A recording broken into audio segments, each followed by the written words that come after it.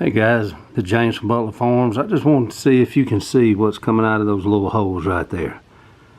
That is some beautiful smoke that's getting ready to go on a turkey for Thanksgiving. I'm up here at the shed today and getting ready for Thanksgiving, and got a turkey that's getting ready to go on. I thought I might bring you along and show you what it is that we do here as far as getting ready for Thanksgiving. Guys, this is not a turkey that I raised, unfortunately, but it's going to be good nonetheless. Now, my approach to getting ready for Thanksgiving is pretty simple. I'm around a lot of folks that are not big turkey eaters, especially when they're just baked in the oven. You know, they would rather have ham and those kind of things, and I'm not saying I'm not a ham lover, but I do like turkey at Thanksgiving. So they indulge me at Thanksgiving, I indulge them at Christmas, those kind of things. So I'll smoke them some hams when it gets time for Christmas, and they will eat my smoked turkey, at least on my side of the family, on Thanksgiving. My wife's side of the family, they're still kind of partial to the ham. So we'll have a little bit of both tomorrow, but I did just want to bring you along and show you what we got going on here. Let me get you turned around. Now, don't mind my messy shop up here, guys. This is winter time. I've been packing stuff back in here from the summer, and I do not have everything put up yet. That's one of my wintertime projects, is to get everything cleaned up, put up, and stowed away. And as you can see behind this camera, that's not the case at this point. What I've got here is a Masterbuilt electric smoker. I've used it for many years. I don't know, it's okay. I used to use the old charcoal smokers that you had to sit up with all night, and I did a lot of smoking meat back then. My wife got me this one. It was one that I picked out several years ago. You can see that everything on it's digital, both the temperature and the time. And so, you know, it's got some flaws. This one in particular, and I don't think it's for all of them, but the one I got in particular, you're going to have to cut it back on and reprogram it 4 or 5 times before it'll stay on. It's aggravating, but eventually, after 4 or 5 times of going back through and resetting it, it'll come on and stay on. You can just see that smoke boiling out of there. And I'm getting ready to put the turkey in it. Now, you can see that inside the smoker, you've got plenty of room in there. I've only got one rack in there right now, simply because of the size of the turkey. If we're doing wings or something like that, I can put 3 more racks in there, and I'm gonna get that closed back up before too much of my heat gets out. So what I'm doing, and I'll take you back here and show you the bird here.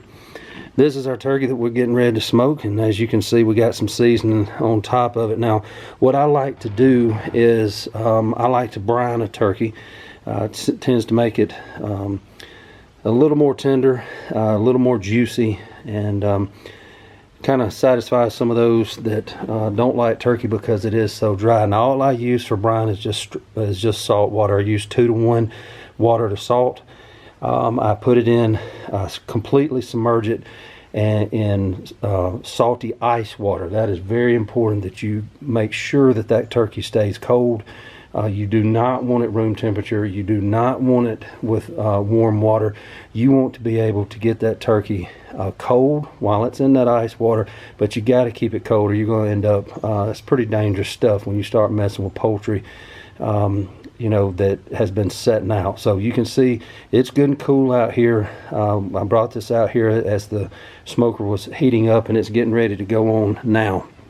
Now, I run my smoker up to 225. That's where I like to smoke meat, and just the standard 30 minutes per pound.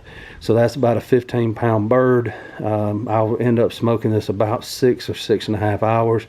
And then, just for safety's sake, you know, sometimes I can get it to the 165 in the middle of the breast where it's supposed to be, but then when you start cutting the meat off the bone, right at the bone, it's still a little underdone for what my folks like. So I will, when I take it off the smoker, I will take it and put it in the oven, wrap it up good and tight so that we don't lose any of the moisture that we've tried so hard to keep in there. And I'll wrap it up good and tight and bake it just for a little while, just to make sure that it's done all the way through.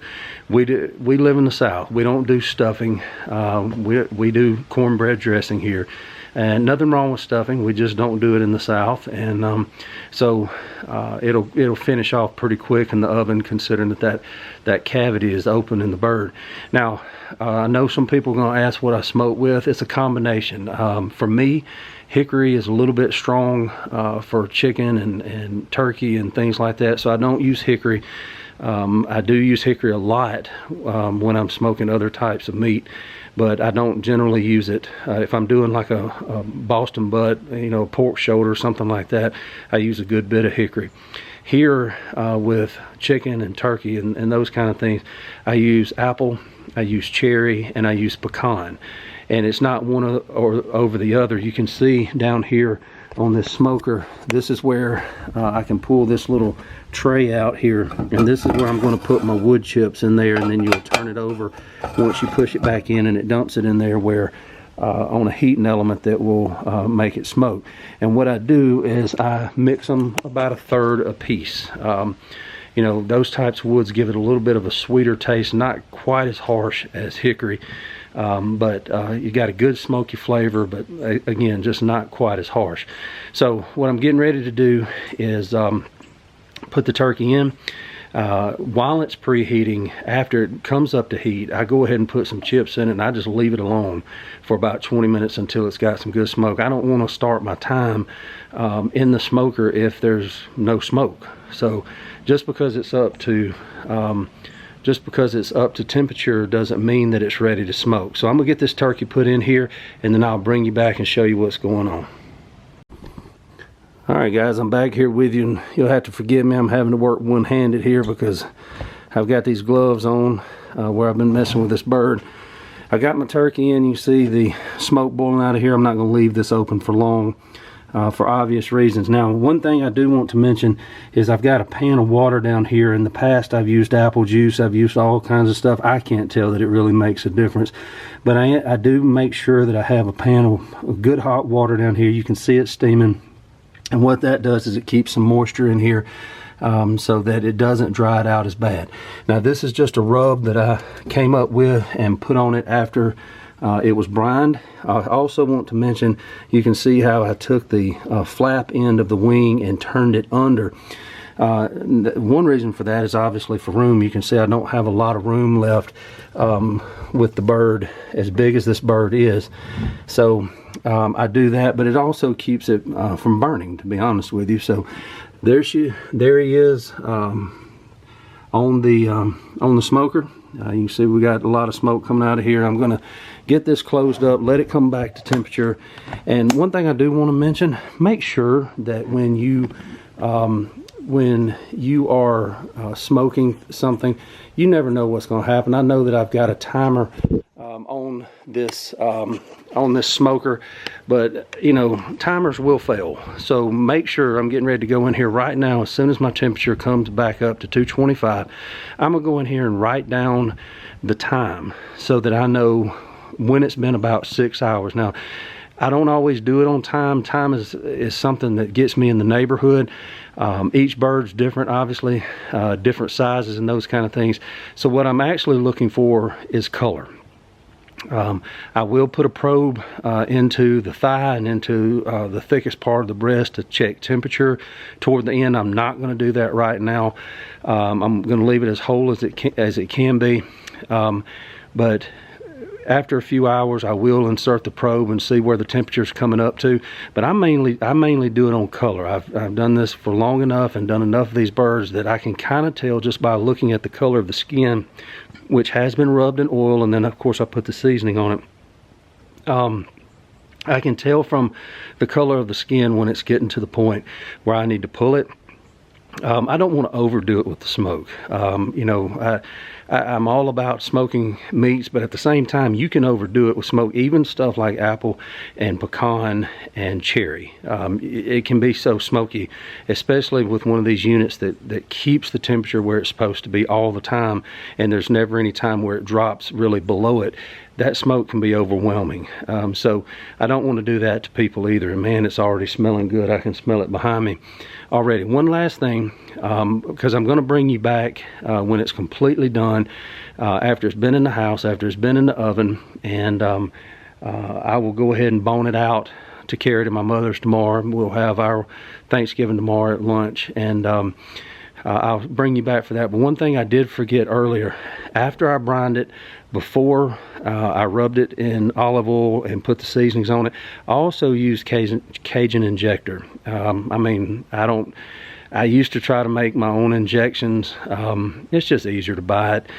Sell it in the store for about $3 a bottle. I don't ever use a whole bottle. I don't want that much in it, but I think it's butter herb or something like that. I don't remember exactly what it is, but you can find it in most grocery stores. It comes with the syringe that you can use to insert it into the meat, and then it's just that easy. So I do that just to give it some taste and some flavor. And over the years, they ask me, are you going to use the injection on it before you smoke it, because they really like that flavor. So it's good all the way around. I'm a turkey guy, especially on Thanksgiving. Love ham, but it's Thanksgiving. We're going to smoke this turkey, and we're going to have it tomorrow for lunch, and we're going to be thankful for it. I'll bring you back here in a little while and let you see the finished product. See you in a little while. Alright guys, well, there's the finished product. Been a long day outside, a lot of time spent around the smoker, but it's finally done. You see it's got a good crisp skin to it, got a lot of smoke poured to it.